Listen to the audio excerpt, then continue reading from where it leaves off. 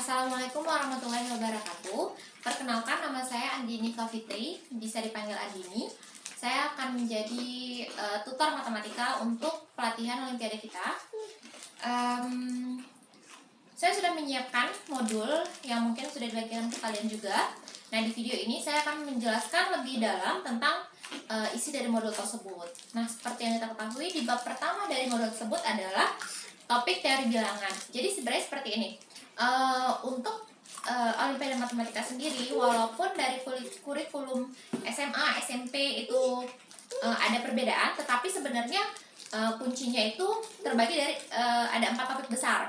Yang pertama itu teori bilangan, yang kedua itu adalah aljabar, yang ketiga itu adalah kombinatori, yang keempat geometri. Nah, dari 4 topik besar ini kemudian dibagi-bagi subtopiknya saja yang kemudian berbeda dari SMA dan SMP.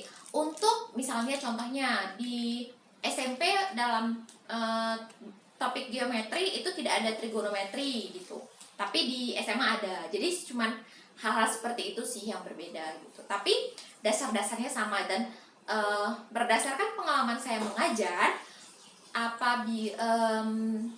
jadi sebenarnya gini, saya kan sudah ikut Olimpiade dari SD, SMP, SMA. Ketika SMP saya tidak mempelajari, yang saya pelajari itu cuma pelajaran sekolah.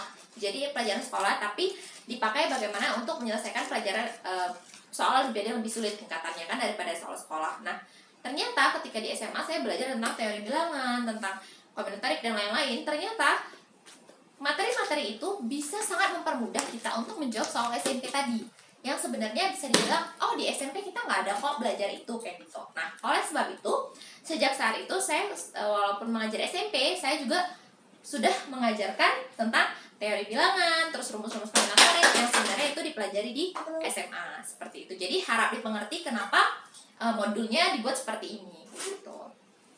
Karena kemungkinan besar akan pada kaget juga sih, kenapa kok ada ini nggak pernah ketemu nih bentuk-bentuk seperti teori bilangan, keterbagian ini nggak pernah ketemu kayak itu. Nggak apa-apa, kita mulai dari dasar, kita mulai dari awal seperti itu ya. Oke, tentang teori bilangan. Sebenarnya ketika menyebut teori bilangan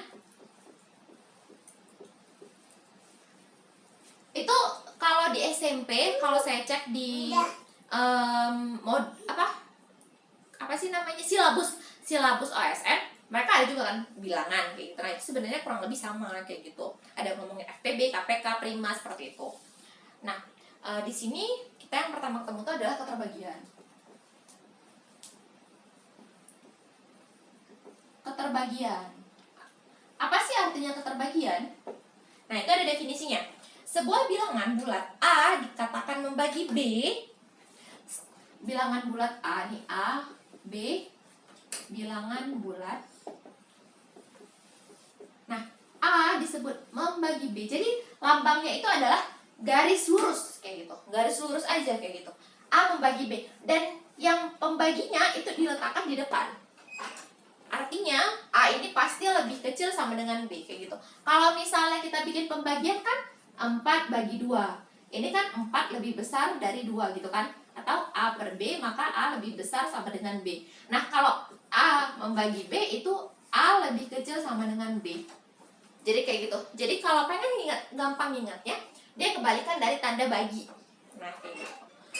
A membagi B. Kayak gitu ya.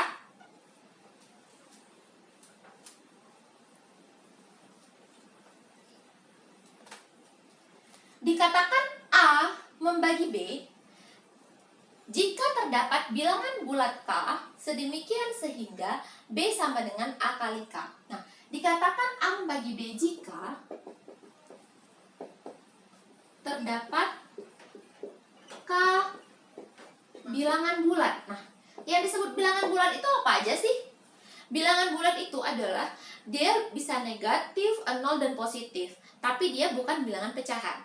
Ya, jadi dari min 5, min 2000, min 3, min 2, min 1, 0, 1, 2, 3 sampai sebesar mungkin angkanya, itu semuanya bilangan bulat kayak gitu. Apakah 3/2 bilangan bulat? Bukan, 3/2 bukan bilangan bulat ya. Oke, supaya lebih jelas mungkin boleh kita kayak gini nih. Kita bikin dulu nih susunan. Yang paling besar itu ini ada bilangan. Bilangan dibagi menjadi bilangan imajiner atau tidak real dan real. Gitu. Di real dibagi lagi menjadi rasional dan irasional. Yang disebut rasional itu apa aja? Di rasional kita bagi lagi bulat dan tidak bulat. Kayak gitu. Di rasional ada bulat dan tidak bulat. Nah, di bulat nanti ada lagi dibagi jadi negatif, 0, positif. Kayak gitu. Yang positif ini sama dengan bilangan cacah. Asli. Jadi bilangan bulat positif adalah bilangan asli, kayak gitu ya. Nah, rasional ini nih misalnya yang termasuk di rasional itu contohnya 3/2, 5/3 gitu. Ya, tapi hasilnya nggak bulat, kayak gitu. Nah, yang disebut bulat itu ya 1, min 2, min 1. Tidak bulat itu ya rasional yang ini tadi, kayak gitu. Yang 3/2, 5/3. Negatif. Yang disebut irasional itu seperti V 3,14 bla bla bla bla. Yang disebut imajiner itu akar minus 2. Kayak gitu, akar minus 2 gitu. Di sini yang disebut irasional juga akar 2, itu rasional. Kayak gitu ya. Jadi ini tentang bilangan. Nah, K itu bilangan bulat, kayak gitu. Nah, A membagi B jika terdapat K bilangan bulat sedemikian sehingga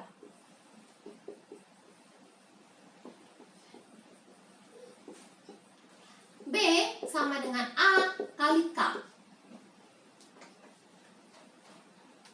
Nah, paham sampai sini? Untuk lebih paham kita kasih contoh. Contoh.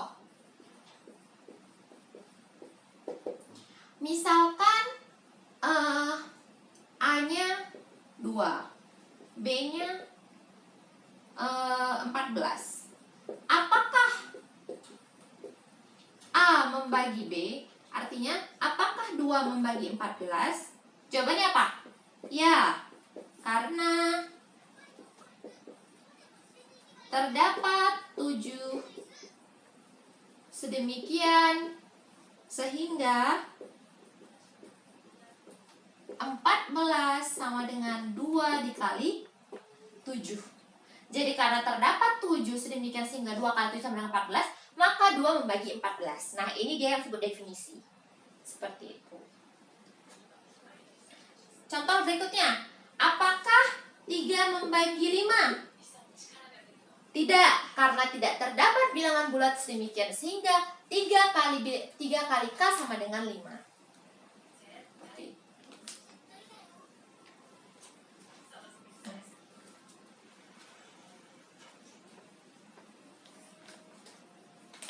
Kalau misalnya nanti kalian ingin mencatat gitu, tapi ternyata sudah keburu dihapus, kalian bisa tinggal pause videonya, kemudian dicatat dulu kayak gitu. Jadi jangan, jadi aku nggak bakal nanya dulu apakah boleh dihapus atau tidak kayak gitu ya.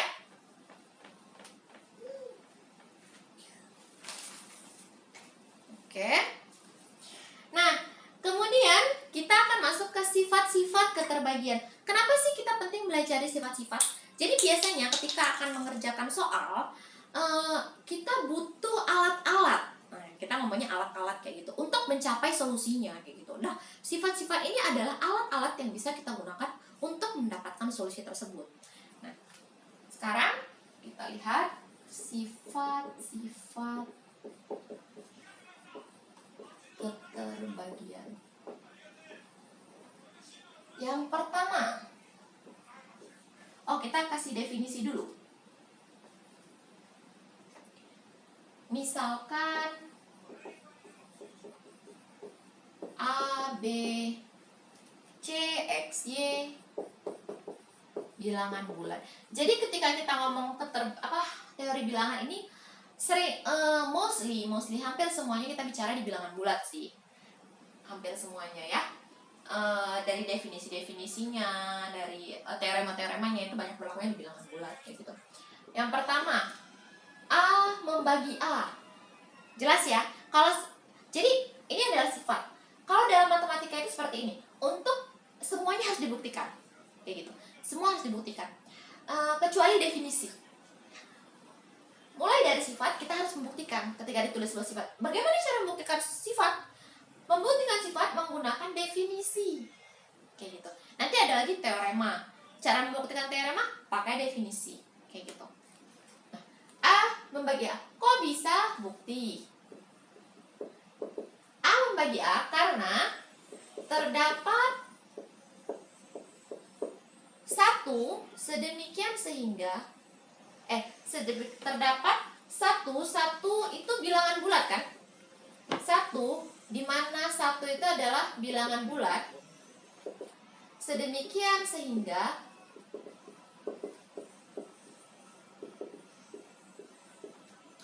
A sama dengan A kali 1. Nah, ini disebut juga dengan sifat sifat semua bilangan bulat membagi dirinya sendiri ya.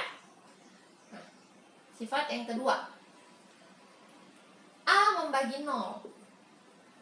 A membagi 0 artinya semua bilangan bulat membagi 0. Kok bisa? Ya, karena terdapat, berarti kan 0 sama dengan A kali, terdapat 0 bilangan bulat. Maksudnya adalah 0 ini merupakan elemen bilangan bulat. Sedemikian sehingga 0 sama dengan A kali 0. Nomor 3, 1 membagi A. Pastilah ya. Karena terdapat A elemen bilangan bulat.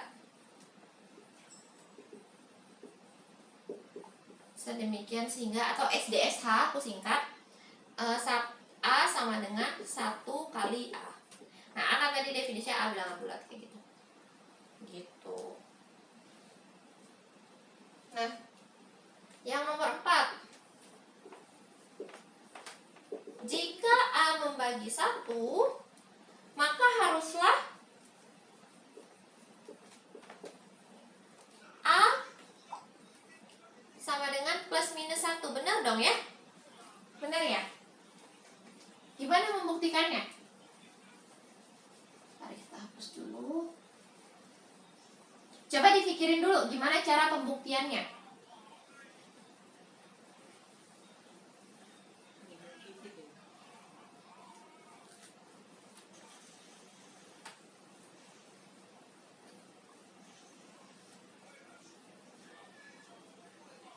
Kenapa sih nggak mungkin A-nya yang lain?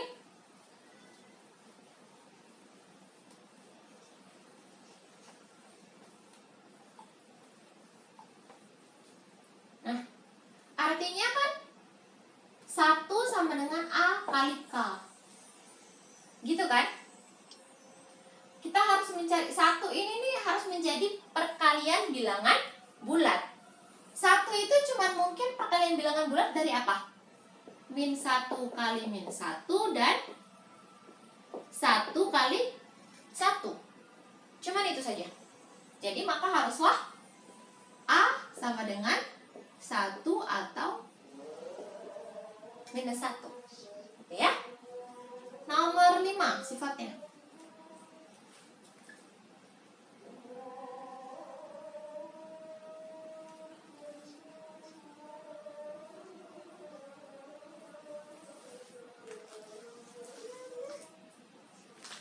Jika AB membagi C, maka A membagi C dan B membagi C. Ini benar nggak? Gimana ngebuktiinnya? Gimana membuktikannya? Kalau AB membagi C artinya C sama dengan A, B kali K. Gitu ya? Atau Atau bisa kita tulis C sama dengan A kali BK. B bilangan bulat, K bilangan bulat, maka B kali K adalah bilangan bulat kan? Karena terdapat B kali K bilangan bulat,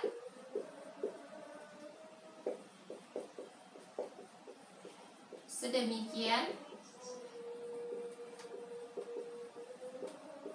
sehingga, jadi pembuktian kita bergerak dari sini nih. Nah, bergerak dari sini. Enggak benar. Kita berangkat dari sini. Ini bukti. Ini tuh kayaknya dicoret-coretan kita kayak gitu untuk kita mendapatkan ide. Sedemikian sehingga C sama dengan A kali BK, maka A membagi C. Kan definisi tadi ya? Definisi bahwa apabila terdapat sebuah bilangan bulat, sedemikian sehingga C sama dengan A kali bilangan bulat, maka A membagi C. Kayak gitu. Nah, kalian bisa coba tuliskan untuk yang B membagi C. B membagi C. Coba gimana? Ini sifat apa sih? Dalam perkalian ada sifatnya ya. Jadi boleh kurungnya kita geser-geser. Untuk B sama, coba dikerjain dulu.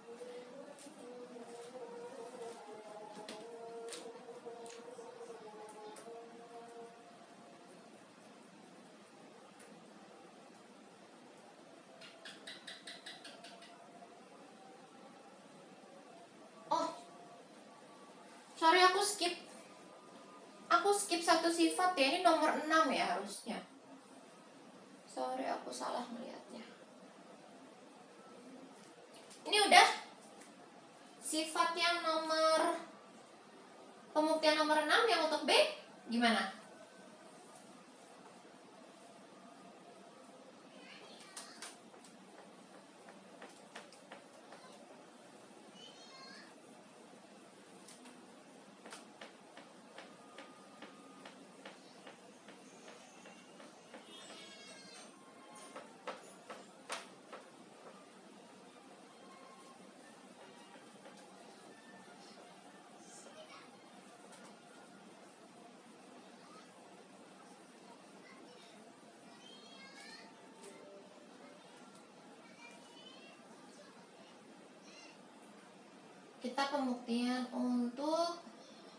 Kita membuktikan ini ya, B membagi C.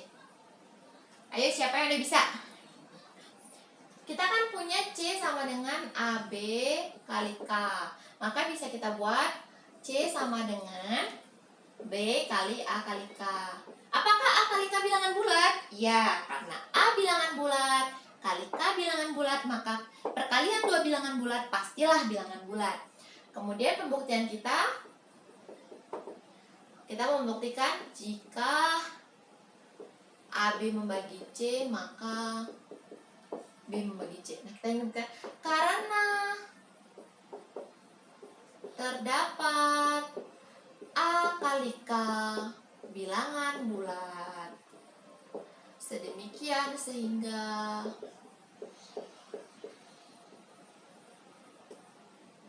C sama dengan B kali AK, maka B membagi C.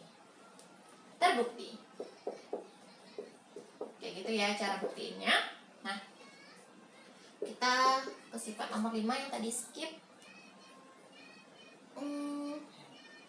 Jika A membagi B, maka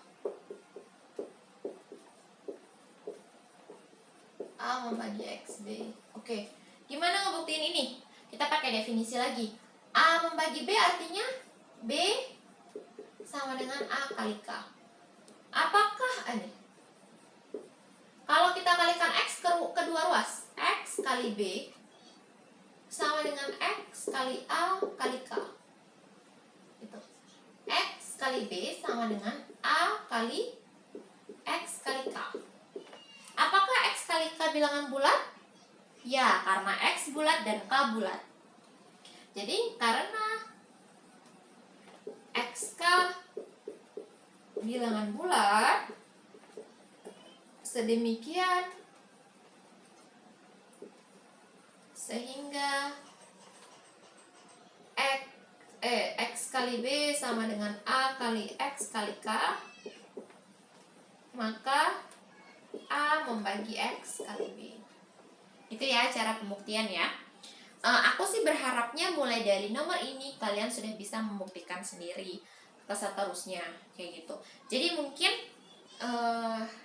coba kalian coba dulu selama aku mau lihat materinya dulu, kalian coba dulu untuk membuktikan nomor 7 nomor 7 sampai seterusnya. Nanti kita lihat apakah pembuktian kalian udah benar atau belum.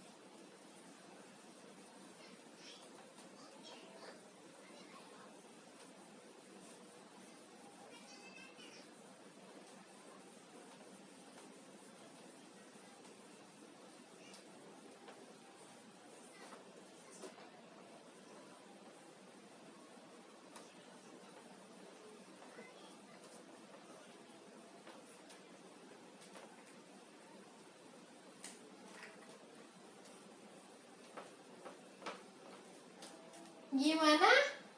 Udah berapa nomor yang berhasil dibuktikan? Minimal nomor 7 deh. Udah berhasil dibuktikan belum nomor 7?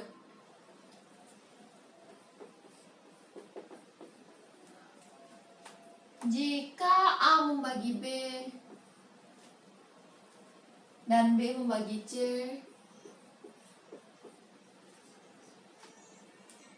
maka A membagi C.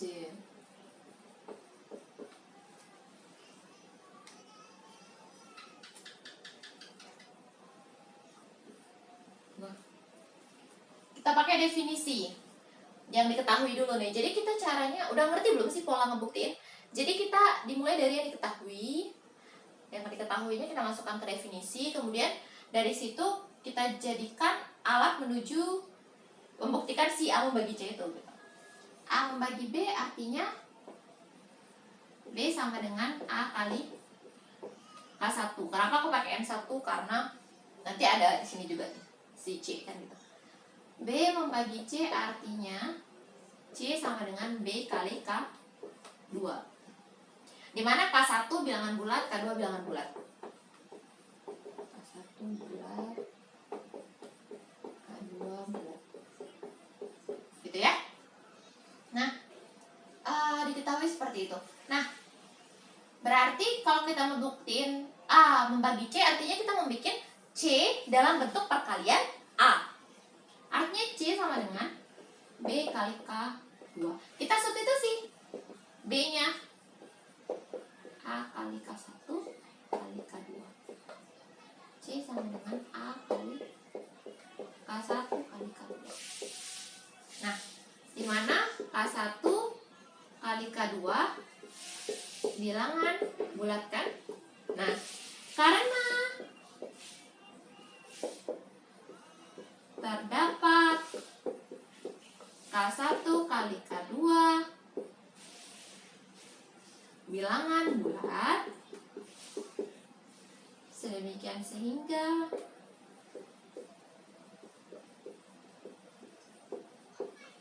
C sama dengan A kali K1 kali K2, maka A membagi C. Seperti itu.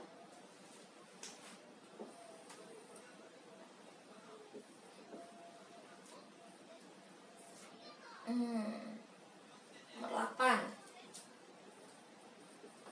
Jika A membagi B dan A membagi C, maka A membagi BX plus C. Ayo, ini gimana?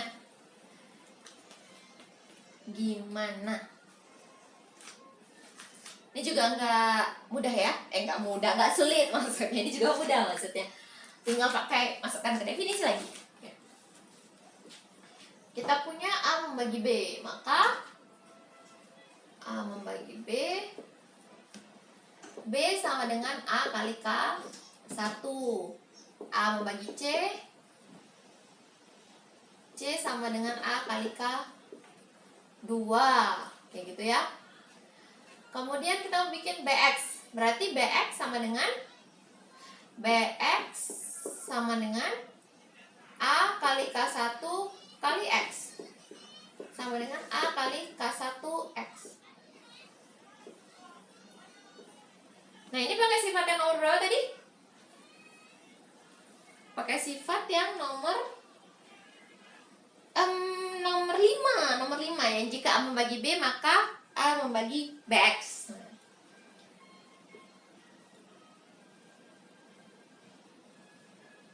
Oh, gini aja ya, karena kita nggak perlu jauh-jauh kayak gini.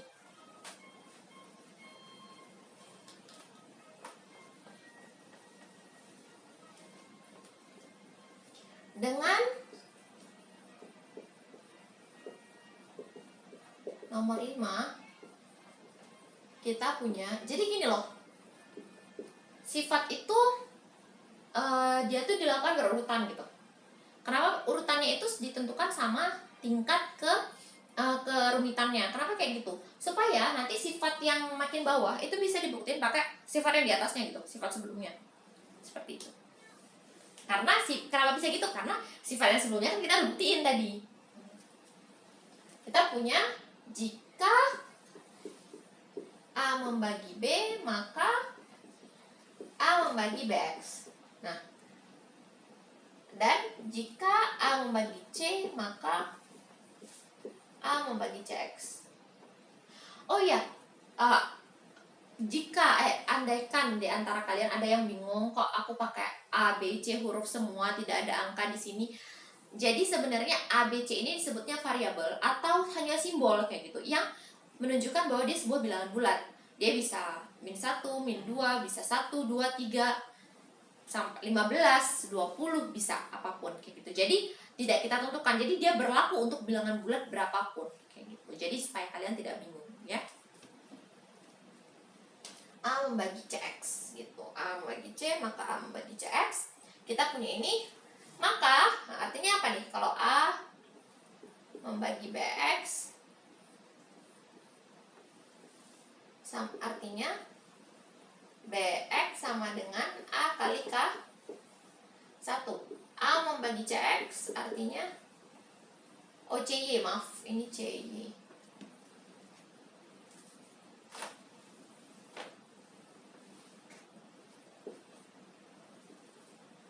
CY sama dengan A kali K2.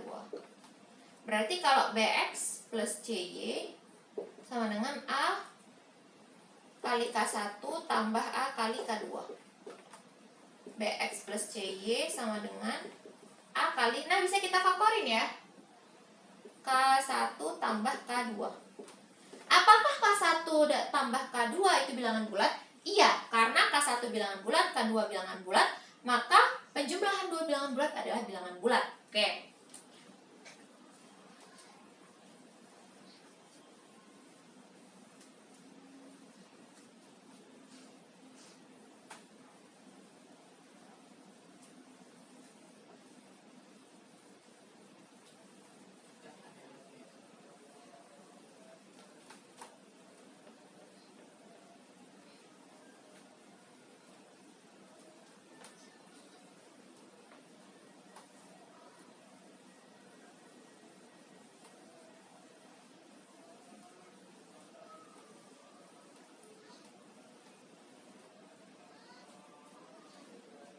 Nah, karena terdapat K1 plus K2 bilangan bulat, sedemikian sehingga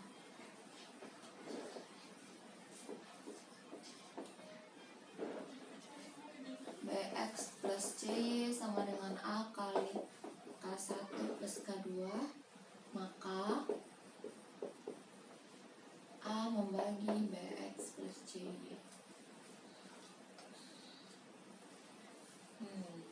Semoga sih setelah kita berusaha membuktikan melakukan cara pembuktian ini udah 8 nomor ini, semoga sih udah mulai terbiasa ya cara ngebuktiin ya gitu.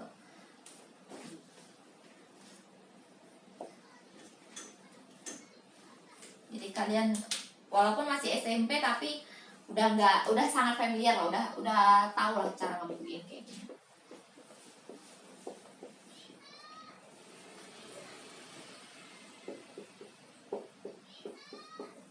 Oke, nomor 9. Jika A membagi B, maka X kali A membagi X kali B. Ini juga gampang ya.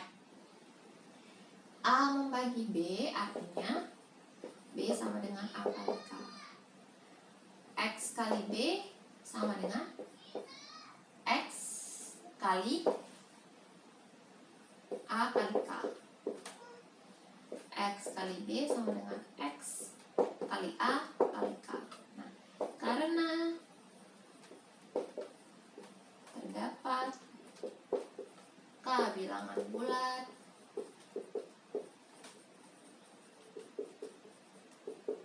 sedemikian sehingga